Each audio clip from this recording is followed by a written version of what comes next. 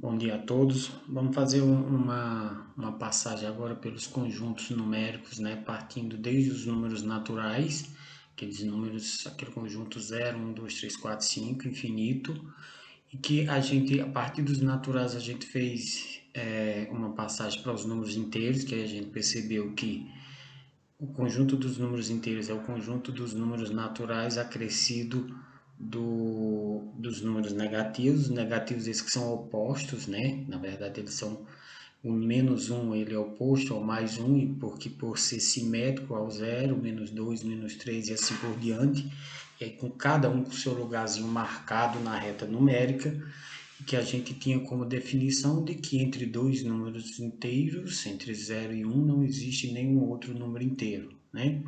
E aí, a partir daí, nós fizemos uma pequena revisão das frações, né? Vimos os tipos de frações, fração própria, fração imprópria, fração aparente, e aí a partir de agora a gente insere esses valores, esses números fracionários na reta numérica, construindo ou chegando a partir daí no conjunto dos números racionais, que será representado pela letra Q, né?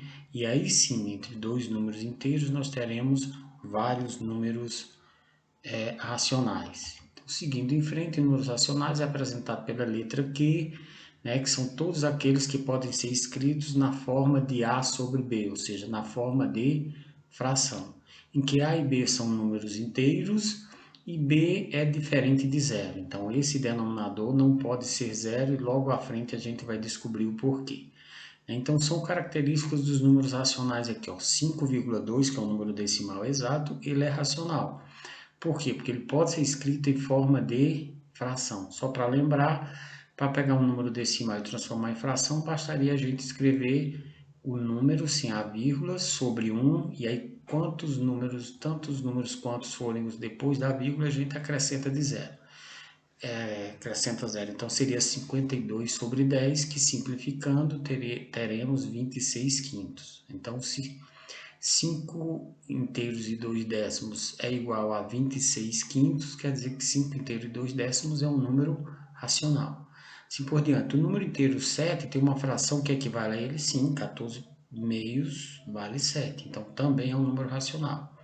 Menos 12 inteiros e 8 décimos. Da mesma forma que eu fiz no primeiro exemplo, 128 sobre 10, simplificando, 64 sobre 5, negativo. Então, também é um número racional, o número menos 12 inteiros e 3 e 8 décimos. Aqui eu tenho uma dízima periódica, né? Houve uma divisão, e aí aqui a gente achou até a fração, já indica a fração geratriz, 4 terços, ou seja, 4 dividido por 3 dá essa dízima periódica aqui. Ou seja, essa dízima periódica também é um número racional. Mais um número inteiro que pode ser escrito em forma de fração. Aqui a gente colocou até mais de um exemplo, né? Menos 5, a mesma coisa que menos 5 sobre 1 ou menos 10 sobre 2, então também é um número racional.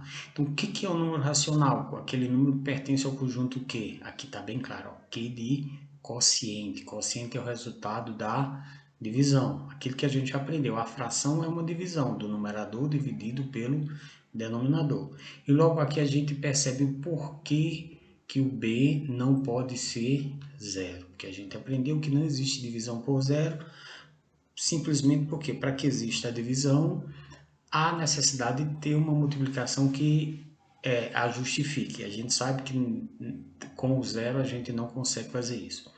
E quais são os números que formam o conjunto Q? Todos os números inteiros, como a gente viu dois exemplos aqui, podem ser escritos em forma de fração.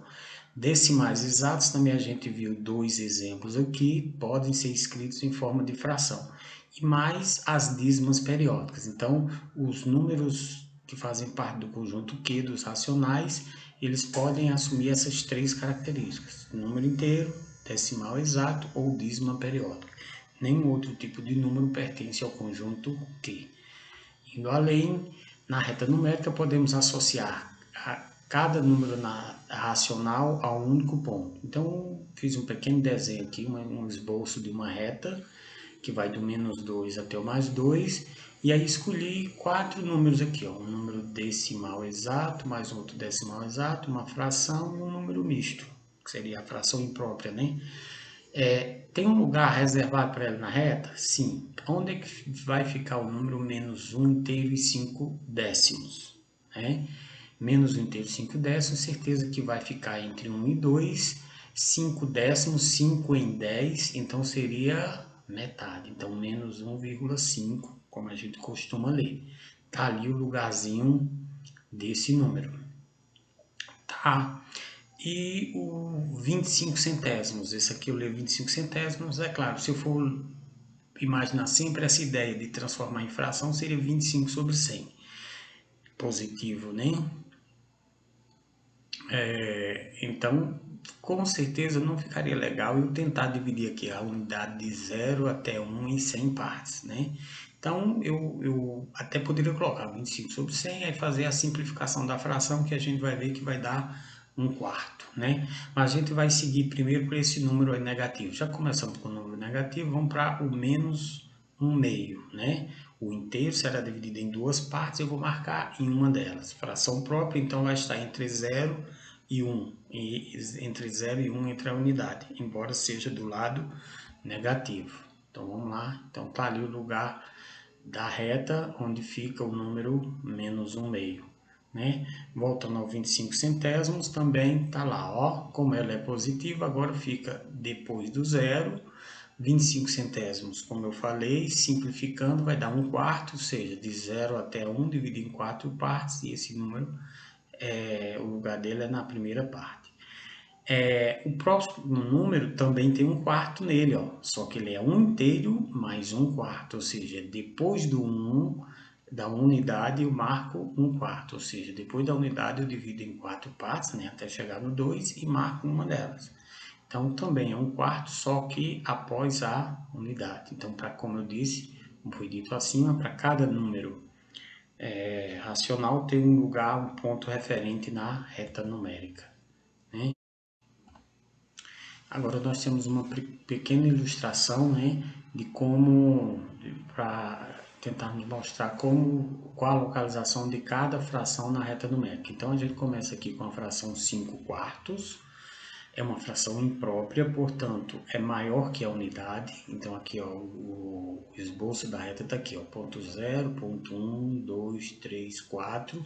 Embora eu não precise disso tudo, então na ilustração que foi montada aqui, ó, como o denominador é 4, toda a parte da reta visível está dividida em 4 partes, mas eu só quero 5. Então posso até começar do zero. Até a unidade são 4 partes e mais uma parte 5, né? 5/4.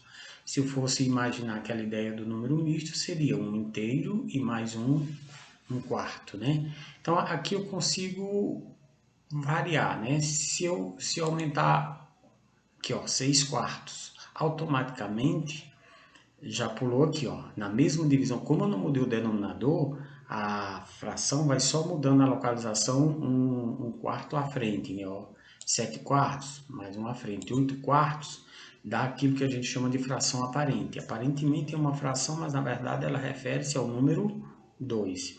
Cada inteiro foi dividido em 4 partes, como eu peguei 8, eu peguei o 4 duas vezes. E 9/4 também é uma fração imprópria e vai seguindo, né? Então aqui é bom que fica bem claro o que é a fração. E daria para alterar isso também com o denominador, sim, ó, agora o inteiro dividi em 3 partes.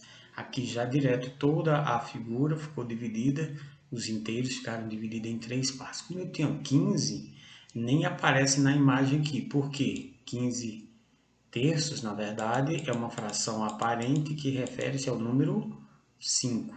Vamos diminuir aqui, ó, 14 terços, 13 terços, 12 terços é o número 4. 11 terços, 10 terços, 9 terços é o número 3. E aí eu posso ir diminuindo, né? Vamos mudar novamente o denominador. Denominador 2 agora, 3 meios, 3 metades. Então, cada inteiro foi dividido em duas partes, eu peguei 3. Também é uma fração imprópria. 2/2 seria a fração aparente.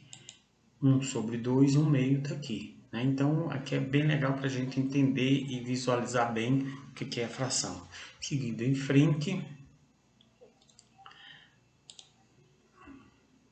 nós temos aqui mais uma reta numérica, né? Aqui ó, temos a origem, que é o zero, o menos 1 e o mais 1, e cada unidade eu dividi em 5 partes, né? 5 partes, identificando cada um dos pontos de corte por uma letra, né?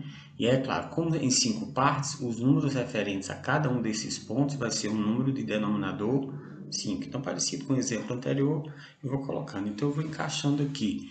Primeiro número, 1/5, onde será que fica? Se ele é positivo, vai ficar à direita do zero, né? Então, na primeira parte que vai ser, ó, uma quinta parte, o primeiro marcação depois do zero.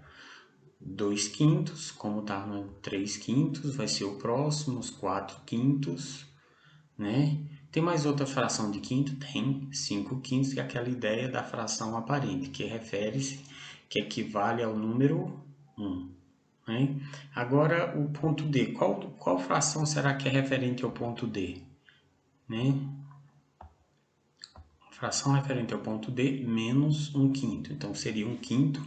A gente pode até, aquela ideia do oposto, ó, o oposto de 1/5 é menos 1/5, né? A quinta parte do lado contrário. Então, menos 2/5, menos 3/5, a sequência é a mesma, menos 4/5 e menos 5/5, que é a fração aparente, que equivale ao número menos 1. Então, aqui está bem claro o que são os números racionais, que cada um tem a sua localização